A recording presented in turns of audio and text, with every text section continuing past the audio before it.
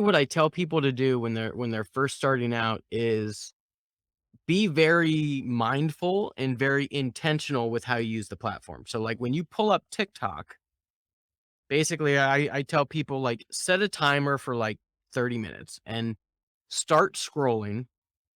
And as you scroll, anytime that you come across like a really good piece of original content, and specifically a longer piece of original content that just by the time you finish watching it, like, you're not bored and you may even watch it again. Like, that's the stuff you wanna look for. I tell people to do like a macro audit of that person's channel. Look at a couple things, like, scroll through their entire library.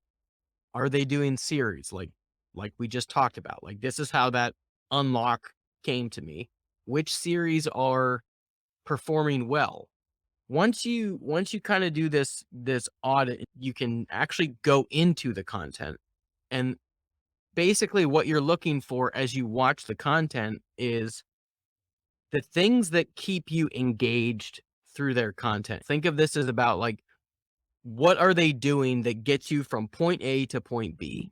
So, it could be I've seen a lot of people, like, use transitions. I've seen people do that are really effective using like voiceover.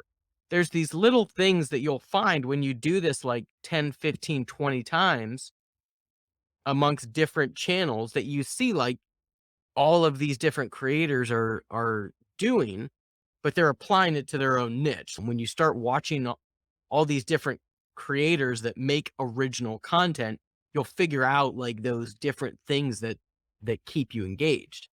And then those are the things that you can take into your own, videos.